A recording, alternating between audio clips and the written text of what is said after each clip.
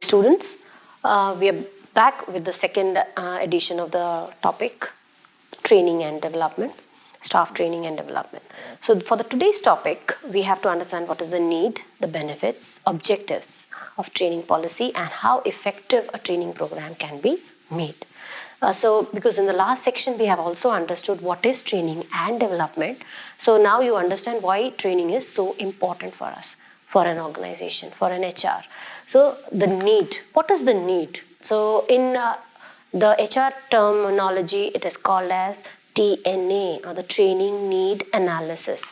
So these are the reasons why there has to be a training. Why? Because we are assessing the current employees. Assessment center results, individual diaries, attitude surveys, the tests, performance appraisals. This is the most important, which makes it understand how the people are able to understand their work or not.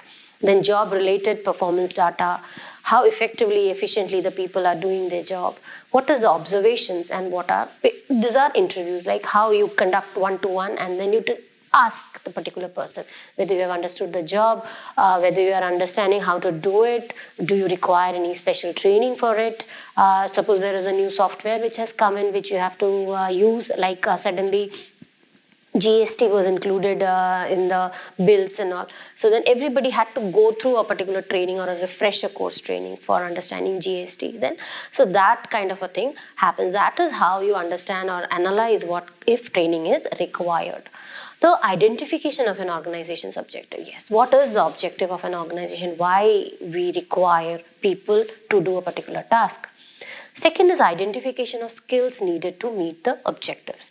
So whenever you have gone through a job portal, if you have gone through a job portal, you will find that there is a prerequisite attached with every job. So what is the prerequisite? This computer literate? Yes.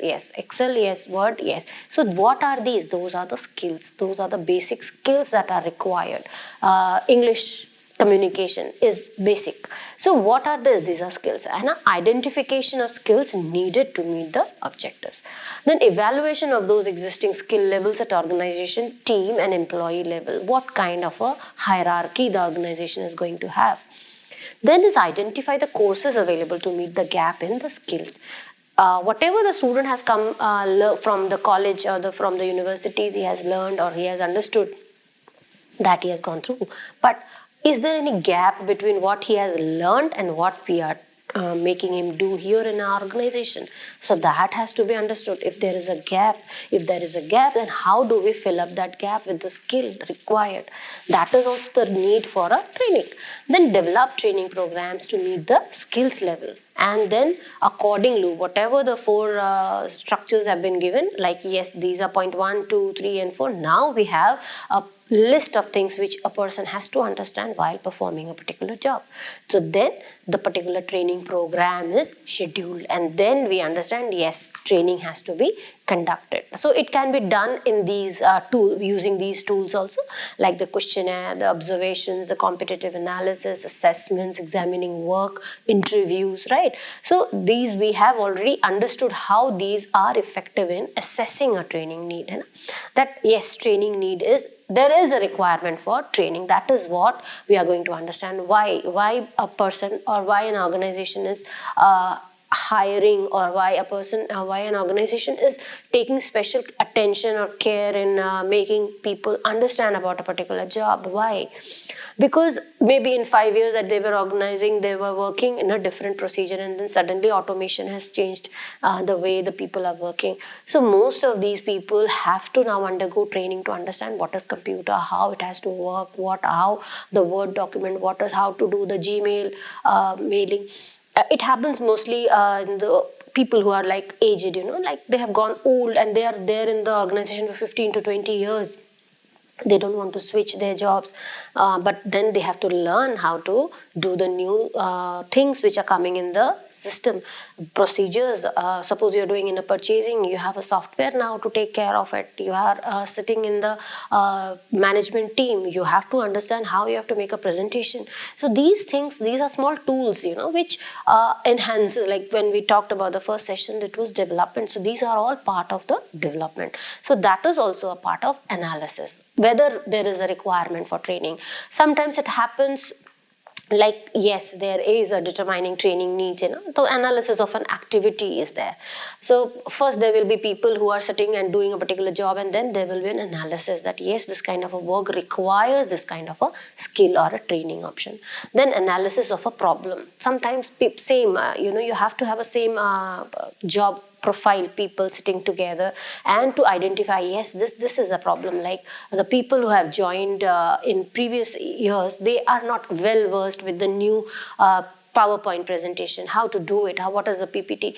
Then what happens is, then there is an analysis of a problem.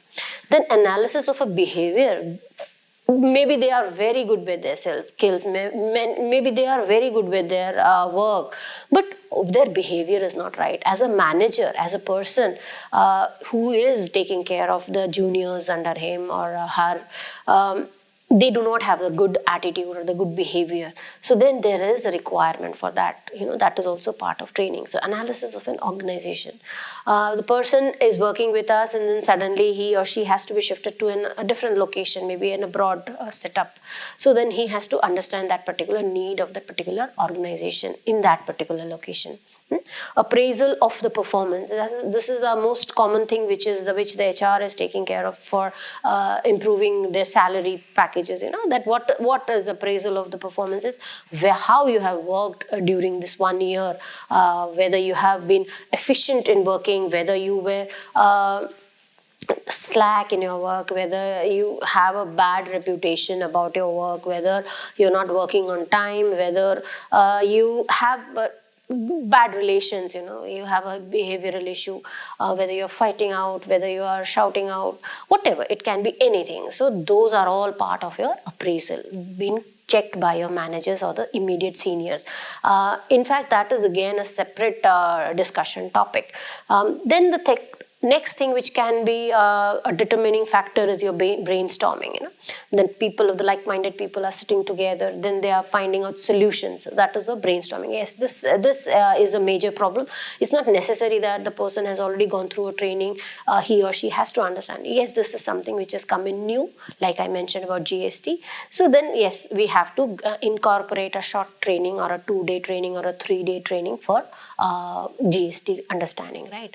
And then buzzing. Buzzing is something when the managers, are asked, various level managers are asked what is lacking in their juniors, what is lacking, what kind of a performance is they are interested in, and what kind of a performance they are getting. So if there is a gap in understanding both of them, then there is, and this is called as buzzing, and then that is assessed. That is how the training will be decided. Yes, many of the managers are asking for the same thing, like the students are good, yeah, maybe the new entrants or the interns are good, but they do not have a good attitude of working. So then what happens is, then we have to understand that yes, all the managers are complaining about the attitude. That means we have to have a special training for our interns or for our job seekers to go through a particular session, where they will change they will build up their attitude. And then there are card sorting. Card sorts means there will be topics which are written on the card, and how they are checked, like yes, this is the right decision to make, this is the right training to be done, this is the right training. It happens after 1 year or 2 years, you after working in a particular position, you think that yes, I am not improving myself. Then there is that kind of option. Yes, I need a training for 2 days, or I need a training for 5 days. I need to understand how international issues have changed, if it is affecting my organization. So that is very, very important, Then there are other methods of training needs, like maybe a checklist can be prepared, a committee can sit, that decides. Then there can be a comparison, that organization or that kind of a task can be done in a different manner. If we are doing it in a ABC manner, let us do it in a DEF manner, something like that. Then there are conferences which are organized, yes, let us have a conference and let us discuss whether this kind of a training is required or not. Then they can be consultants, maybe outside the organization or within the organization. We can have some consultants who are like not biased about anybody, not taking care of the hierarchy or not taking notice of the bosses and all. So they are hired separately, to understand the culture or understand the training needs of particular organization. And then the counseling session can take place, like I mentioned about the attitudes or the physical behavior or the attributes or the grooming session. The counseling can take place. Do you require any kind of a training to understand that, or do you require any kind of session to understand how you have to groom yourself? Do you require any special counseling sessions, whether you are going through a mental issues or not?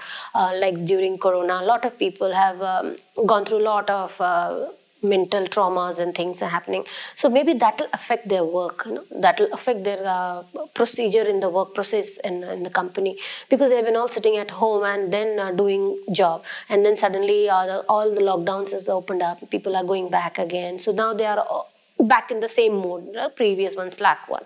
So then counseling has to be taken, because there is no require for training, because they're already doing their job. But then that behavioral change has happened, then in basket, there can be some, there's a basket where some chits are put in the basket, and then they're taking care of, okay, fine, let us start with this kind of a training today. Whichever is the maximum basket pickup topic which is there. Then incident pattern, some things are happening on a particular repeated manner. So that means there is something which is required, like there's a staircase, and almost every time there is somebody falling down from that particular stair, slipping out. So then every person cannot have a problem. Maybe sometimes the glasses are not working, the specs are not working, or there's a low lighting in that particular area, or there is no handrail in that particular area. So what is that incident, why every time it is happening? So then there is an incident pattern which has to be rectified. So this can be done for a behavioral workshop. Then informal talks. So what is informal talks? Informal talks is when there is no hierarchy maintained and you are talking in a normal way, right? Yes, there is no understanding that this is my boss who is telling me, this is not my boss who is talking to me. So that is informal talk. Like he or she is comfortable in explaining to you what is the required, what is the need for. Then personal interviews can take place, personal, yes ma'am, you have not been performing a particular task properly. What is an issue? Do you want us to have a change in your shift or whatever? Do you have a personal issue? That kind of an interview can also take place. Then observations. There can be managers or there can be people who are observing on a particular level. Yes, this kind of thing requires a particular training. And then the problem clinic. Clinic is a place where people are getting treated. So then problem. Then the research. So if you require a particular topic which needs research, then you go for a research. And then you decide like, yes, we have understood the issues, now we can train our people. Role playing is a very important part of the determining training needs also, right? So role playing makes it easier for us to understand that this is what is, there is a gap. That gap can be understood. And then the self-analysis, how anytime as a person you have understood yourself that yes, this is where I'm lacking. So then you can always inform your senior or your HR person that this is maybe the ordering sheet which is there in the system, I'm not able to understand it properly, how to order, what is the type of procedure that I have to follow. Maybe I can go through a personal one with my boss and understand it properly. That is self-analysis. Then is simulation, whether what kind of a thing you have to change, that is simulation, And then the skill inventory, whether you are improving your skill every time or not, how many years you have put in to understand that particular skill, how easy or convenient you are doing it that way. Then slip writing, whatever your issues, you don't want to highlight your name or something, then you put it on a slip and you forward it. And then studies, how you study yourself, whether you can change yourself or not through the studies. And then the surveys, within the organization there can be surveys, like blank questionnaires which can be sent, like questionnaires and surveys can be done. It can be 1-to-1 also, or it can be in bulk also. Test can be conducted, a task force can be decided, a workshop can be conducted. So a training policy should be able to provide answers to the following questions. What are these questions? So what do you want and hope to accomplish through training? Who is responsible for the training function? Should the training be formal, or what are the training priorities? What type of training is needed? When and where should training be given? Should training be continuous or casual? How much should the employees be paid during training? Which outside agencies should be associated with training? How should training be related to labor policy or customer care? So these are some of the important points that we have already understood during the needs analysis. So now these policies have to be put into process. So a successful training program should be based on the following principles. The objectives and the scope of a training plan should be well designed before it is starting. The techniques and the processes of a training program should be related directly. To be effective, the most up to the tested principles and the learnings. Training should be conducted in actual job environment to the best of possible extent. So this is basically a cycle, that how. First, what we did was we conducted a training need analysis. Then we have identified the learning objectives. What is the thing that has to be changed? What is the thing that has to be learned? Then we design a training course. Then we conduct the training, and then we evaluate the training. So this is basically the training process, how we give an add-on to the person. So generally the methods of training are divided into two. One is the on-the-job training and one is off-the-job training, right?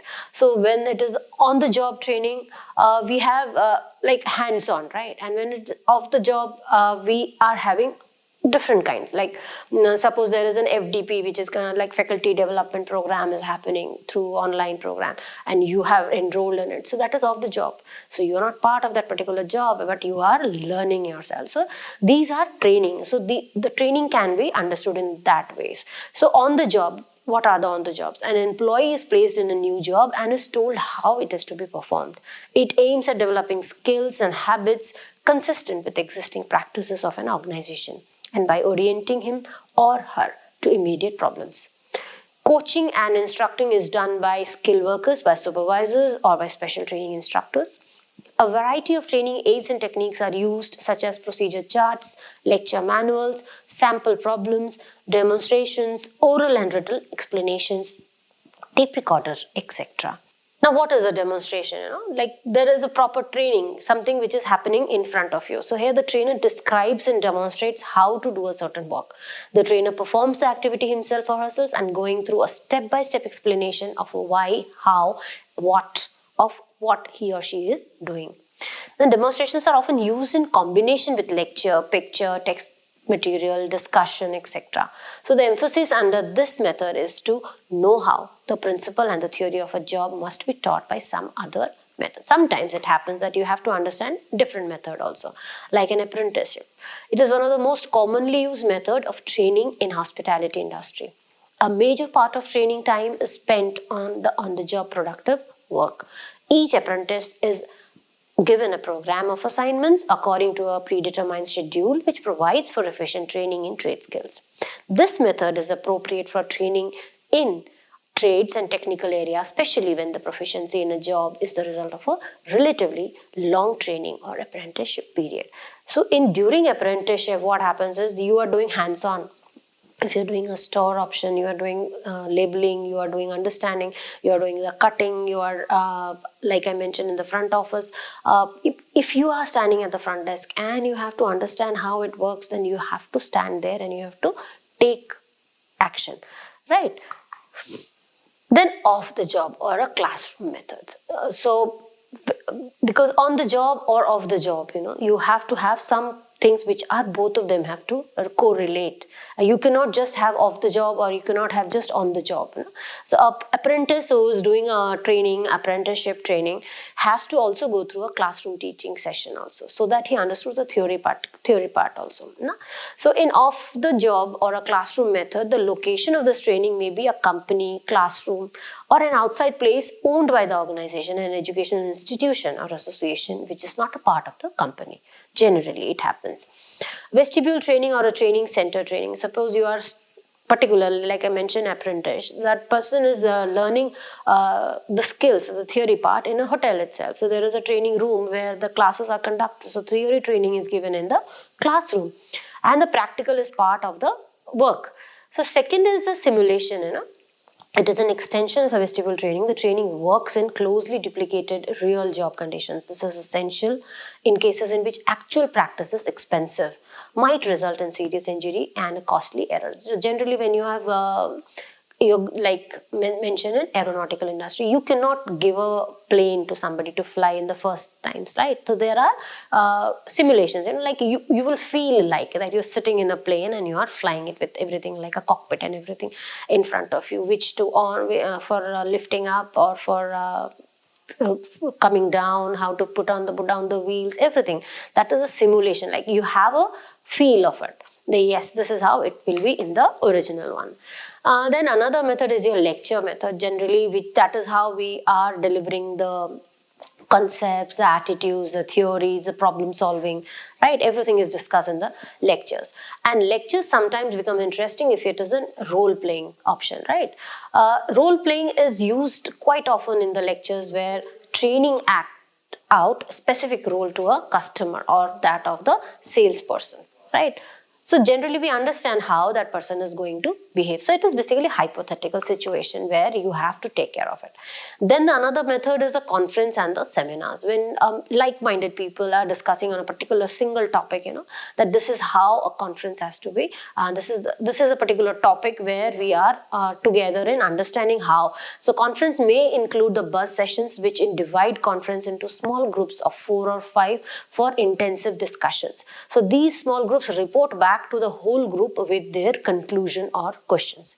So this method is ideally suited for analyzing problems and issues and examining them from different viewpoints, because there are different people who are attending a conference. And then the seminar is a group through discussion of a paper on a selected subject. The paper is written by one or more trainees. So discussion may be on a statement made by a person in charge of the seminar or on a document prepared by the expert. So that is basically technical, very technical, that yes, this is how it has to be done.